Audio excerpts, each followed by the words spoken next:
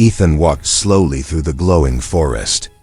The tall trees shone with soft green light, and strange plants swayed as if they were alive.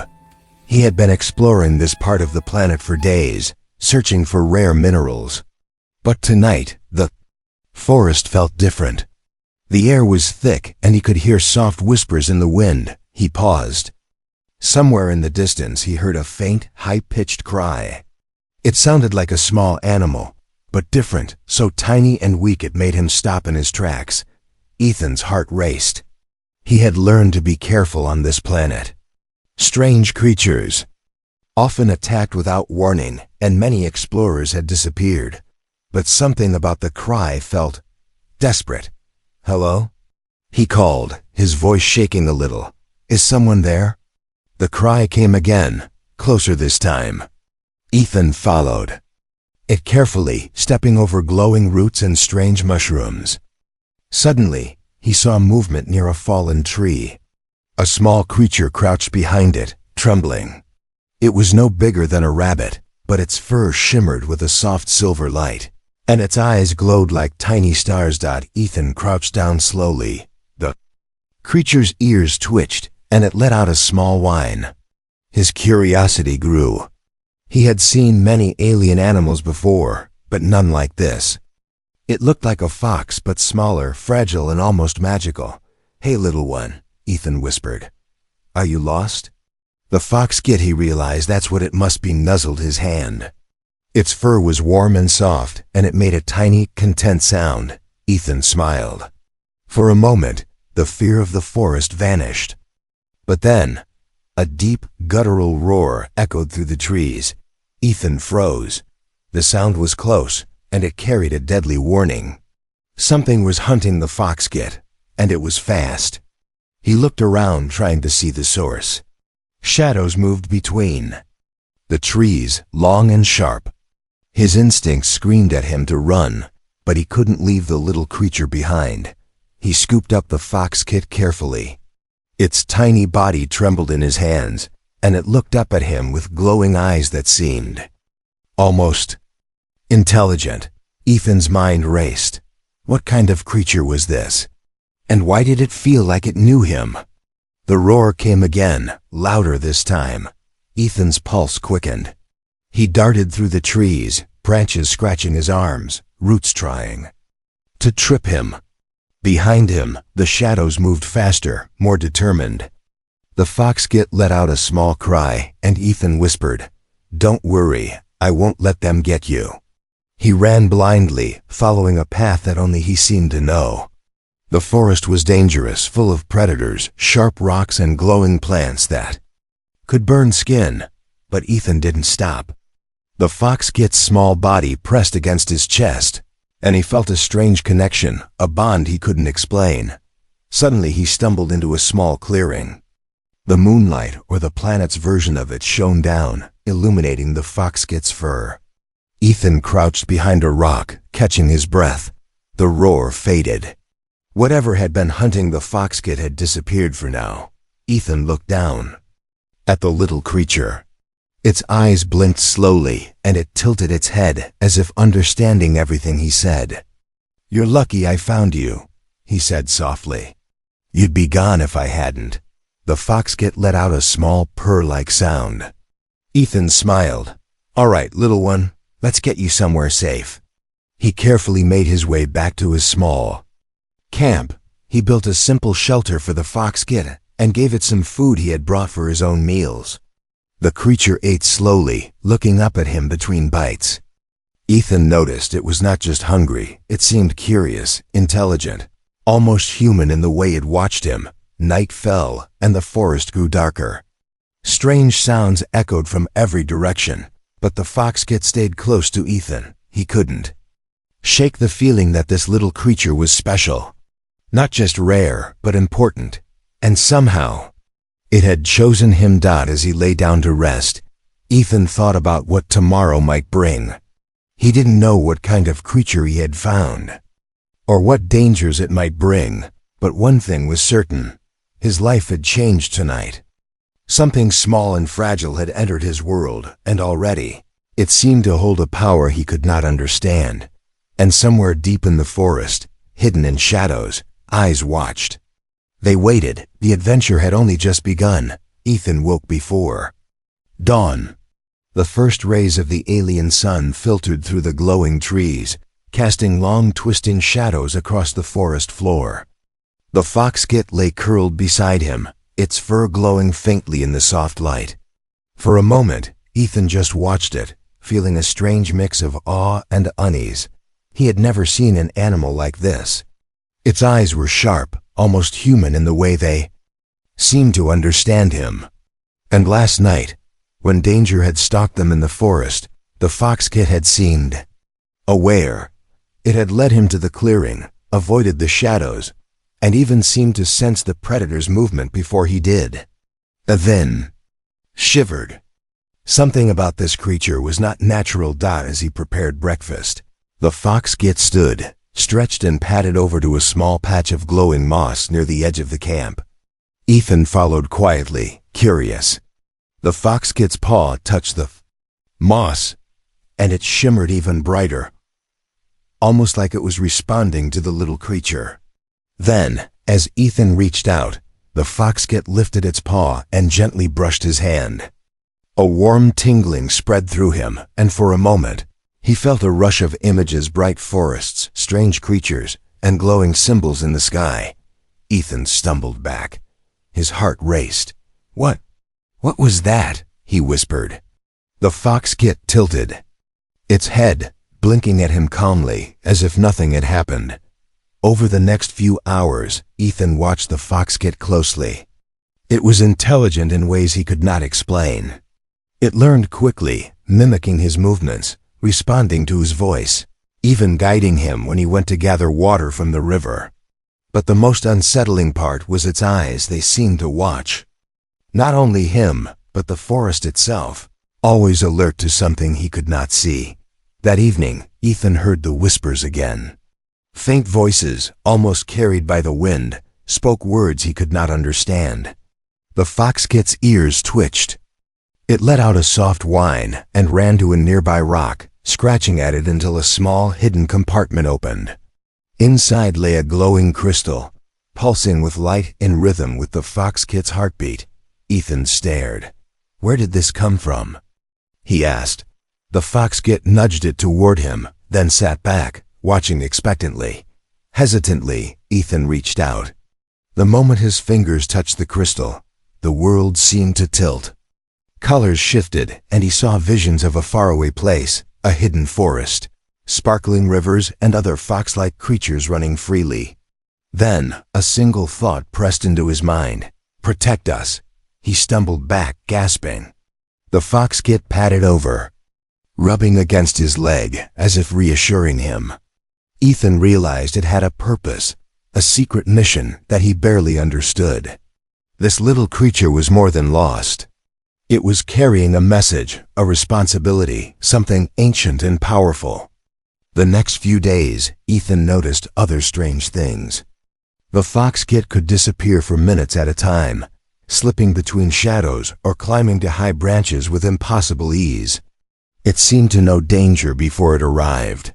Once, when a group of glowing insects swarmed near their camp, the fox-kit leaped forward, and the insects scattered as if repelled by an invisible force. Ethan began to feel a mix of fear and admiration.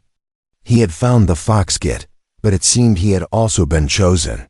Whatever this creature was, it had picked him for a reason. And now he was part of something much bigger than himself. Late one night, he heard a faint knock at the edge of the camp. Heart pounding, he grabbed a small torch. The fox-kit ran ahead, glowing softly, leading him through the trees. There, in the dim light, stood a figure unlike any human, tall, elegant, with eyes that reflected the stars.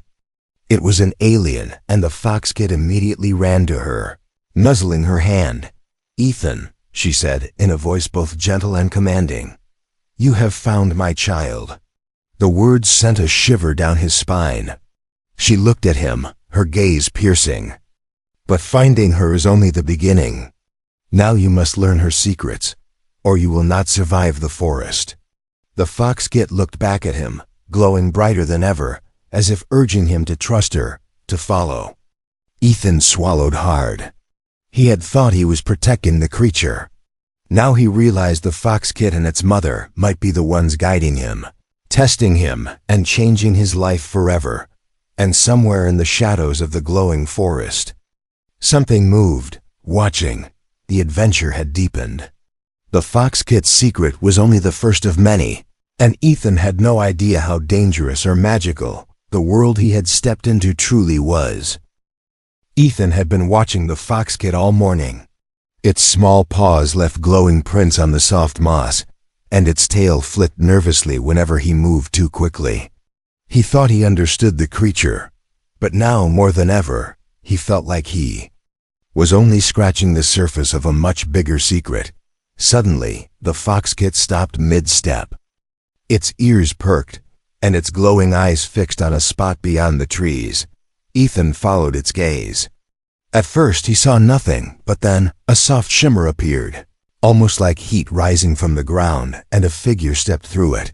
She was tall and graceful, with skin that seemed to glow faintly, like the forest itself had painted her in moonlight.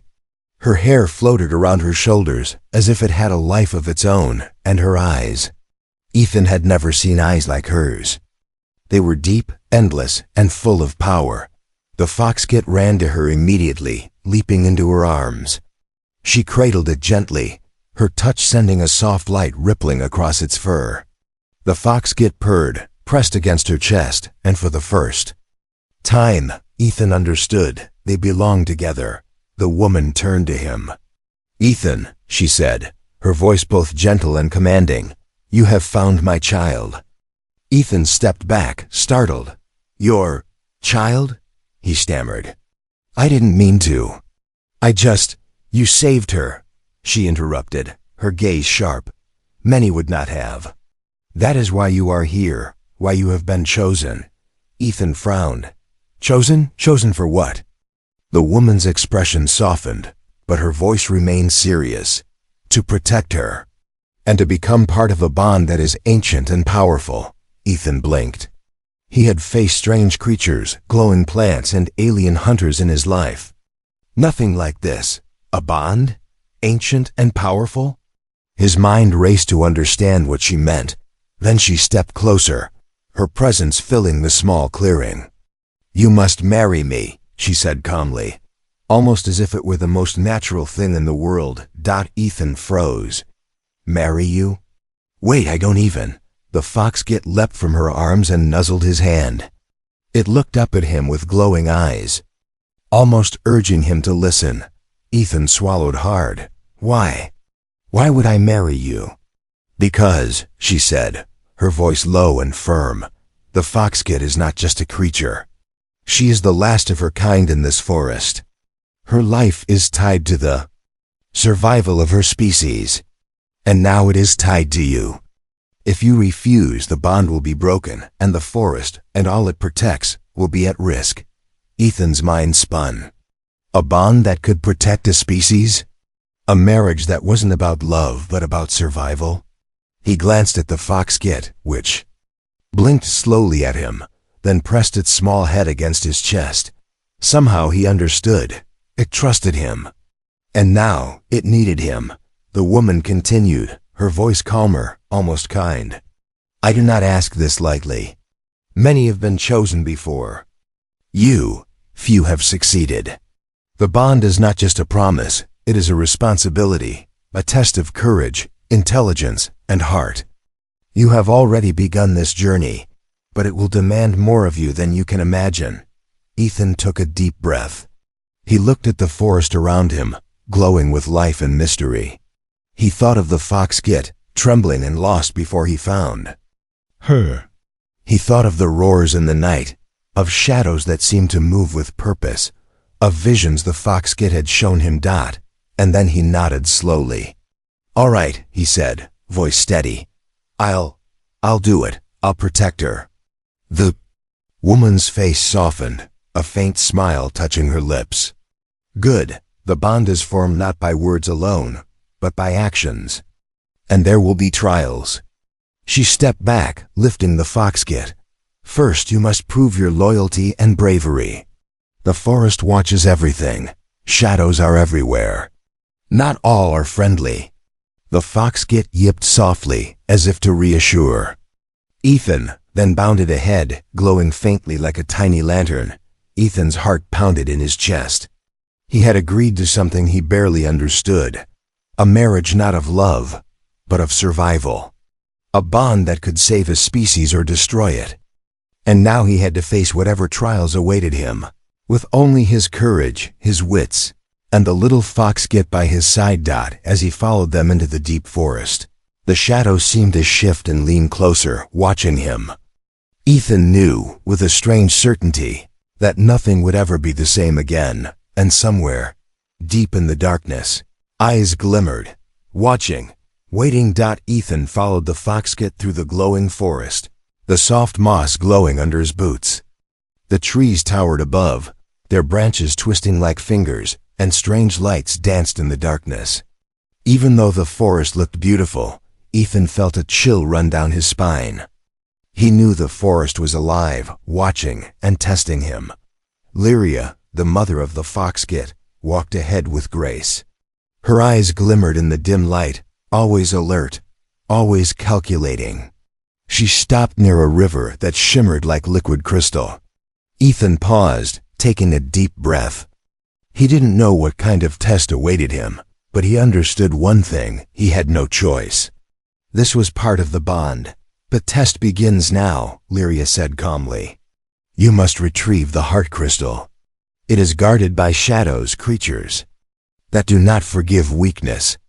If you fail, the fox-kit's secret will remain lost forever, and the forest may reject you. Ethan's heart pounded.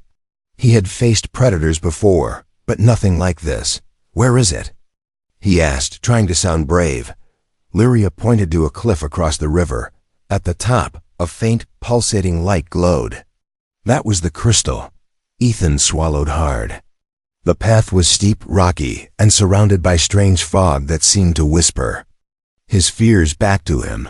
He took the first step. The fox-kit ran beside him, its fur glowing softly, guiding him through the fog.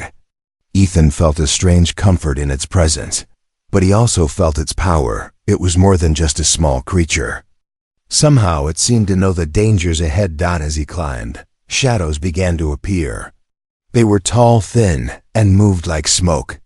They whispered unintelligible words, and their glowing eyes followed his every step. Ethan felt his courage waver. But he remembered Lyria's words. Failure was not an option. A shadow lunged at him. Ethan barely dodged, tumbling down a slope. The fox-kit yipped, glowing brighter, and darted between the shadows, distracting them just long enough for Ethan to stand. He realized something. These creatures could be outsmarted, not just fought, using the rocks and tree roots as cover. He made his way forward. The shadows hissed and swirled around him, but the fox-kit's glowing tail acted like a beacon, keeping him on the right path. Ethan's mind raced. He had to reach the crystal, but he also had to protect the fox-kit. Finally, he reached the base of the cliff. The heart crystal glowed stronger now, lighting the entire area. Ethan felt its warmth through the fog, but the shadows grew thicker. They moved faster, cutting off his path. He looked around desperately. Then the fox-kit leaped into action. It darted among the shadows, glowing brighter with every step, confusing them and drawing them away. Ethan seized the moment. He climbed the cliff as fast as he could, hands gripping the rocks, feet searching for every foothold. The shadows lunged again, but the fox-kit's light kept them at bay. At the top, Ethan reached for the heart crystal. The moment his fingers touched it, the forest seemed to shift. A surge of energy ran through him, and the shadows screamed, dissolving into mist. The crystal floated in his hands, glowing brighter than ever. Ethan turned, panting and exhausted. The fox-kit stood beside him, tail glowing like a torch, watching him with eyes full of pride. Lyria appeared behind them, stepping out of the shadows like she had always been there. You have succeeded, she said softly. Few humans would have made it. Few would have trusted the foxkit to guide them. You have shown courage, intelligence, and respect for the bond. The forest accepts you for now. Ethan stared at the crystal, still glowing in his hands. He had faced shadows, danger, and fear itself, and survived. But he also knew the test was only the beginning. This forest, the foxkit, and Lyria were not finished with him yet. There were more challenges ahead, more secrets to uncover. The foxkit nuzzled his hand, and for the first time, Ethan smiled fully. They had done it together. Somehow he felt stronger, more connected to the forest, to the foxkit, and even to Lyria.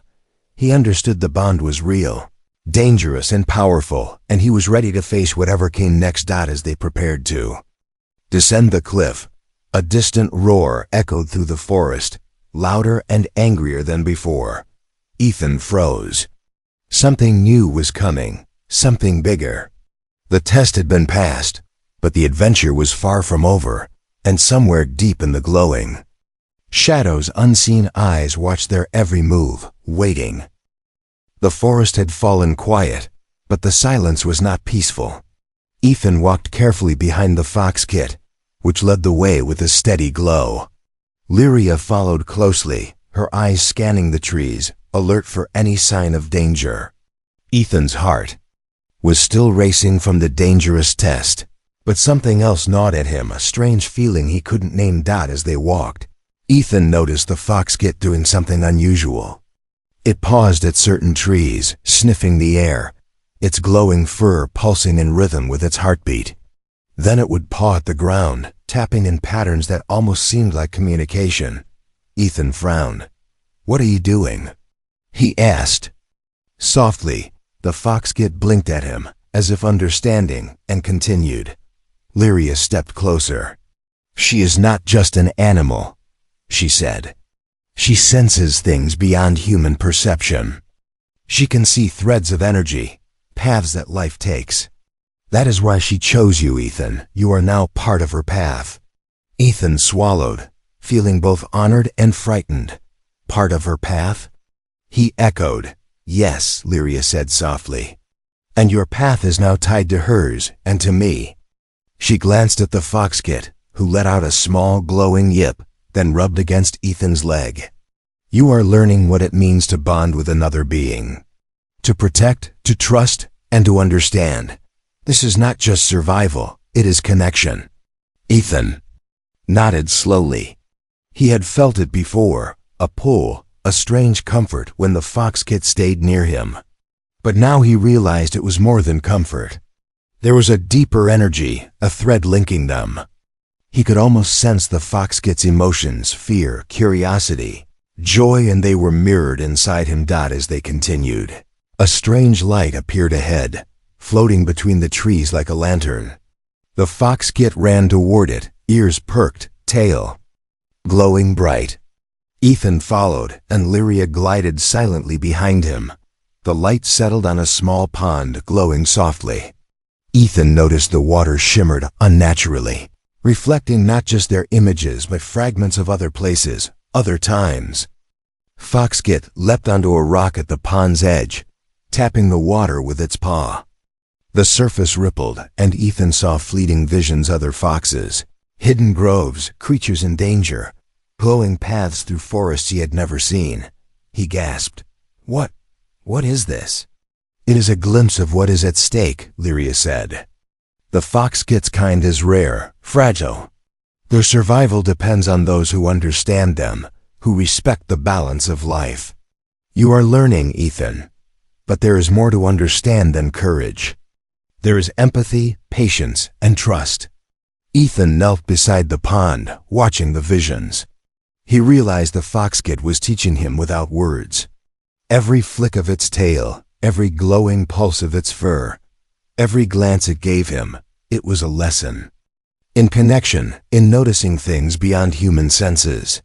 He felt himself opening, understanding life in a new way, sensing the threads that connected the forest, the foxkit, and Lyria. As night fell, the forest changed. Strange shadows moved in, patterns that were almost deliberate, and distant calls echoed, reminding him that danger was never far. But Ethan felt different now. He wasn't just an explorer or a protector. He was part of something alive, something larger than himself. Lyria watched him quietly, then spoke. "The bond is growing stronger. You are learning more than survival. You are learning the responsibilities of connection. This is why humans sometimes fail in alien worlds. You do not just act. You feel, you understand, and you care. That is rare." Ethan looked down at the fox kit, who nudged his hand with warmth and affection. I think I understand," he said softly. "I have to keep her safe, yes, but I also have to understand her, respect her. Not just as an animal, but as a being." Lyria smiled faintly, a rare human-like warmth crossing her face. "Good. That understanding will guide you through what is coming.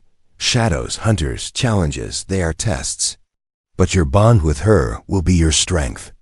Suddenly, the fox kit's ears twitched. It looked toward the forest edge and let out a sharp, glowing yip. Ethan turned. In the distance, he saw movement, dark silhouettes creeping between the trees. The hunters had returned, drawn by the fox kit's power.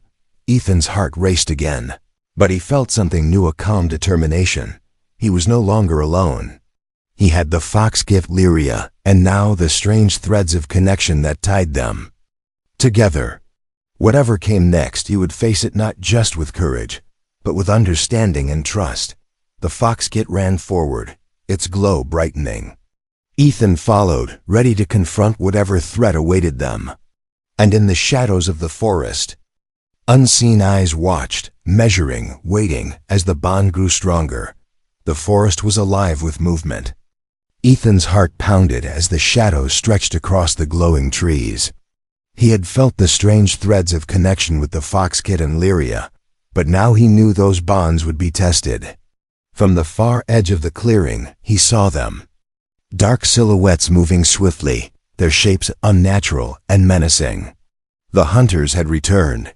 Ethan instinctively stepped in front of the fox kit, holding his arms out. The small creature glowed brightly, but its eyes betrayed worry. These were not ordinary hunters. They were tall, armored beings with sharp tools that glinted under the forest light. They were here to capture the fox kit, to harness its power. And now, Ethan was standing in their way. Lyria appeared beside him, her presence radiant. She did not speak but raised her hand slightly, and the shadows recoiled. Ethan watched in awe. She could control the energy of the forest, bend it to protect them. But even her power had limits. The hunters advanced steadily, unafraid of her. Gestures, Ethan swallowed. He knew he had to act quickly. Running was no longer an option. They would be trapped if he didn't think fast. He looked at the fox kit.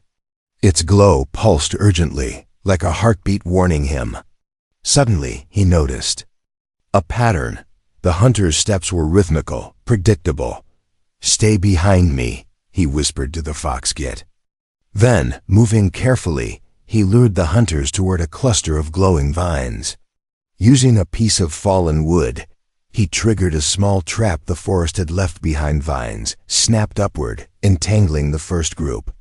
Shadows hissed and recoiled, giving Ethan a few precious moments to plan his next move. The hunters were clever. They recovered quickly and sent one of their number flying toward Ethan. He ducked just in time, rolling to the side.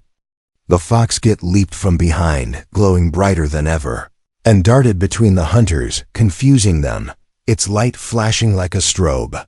Ethan realized the fox kit's power was more than just beauty. It was a weapon, if he learned to trust. Lyria's voice rang out, calm but commanding. "Focus, Ethan. You are stronger than you know. Use your wits and you can win this." Ethan nodded, taking a deep breath. He had survived dangerous creatures before, but this was different. These hunters were relentless, skilled, and unafraid of death. But Ethan had something they did not: understanding, connection, and teamwork with the fox kit. He dodged another strike and whispered to the fox kit, "Now." The small creature surged forward, weaving through the hunter's legs, tripping them, its glow intensifying. Ethan used the distraction to climb a nearby rock, gaining higher ground. From this vantage point, he could see the hunters' formation. He noticed their leader, a tall figure with glowing eyes, was slightly separated from the others. That was his target. With careful steps, Ethan leaped down, rolling toward the leader.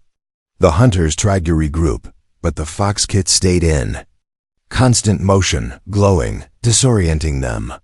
Ethan grabbed the leader's weapon, twisting it away and sending it clattering into the moss.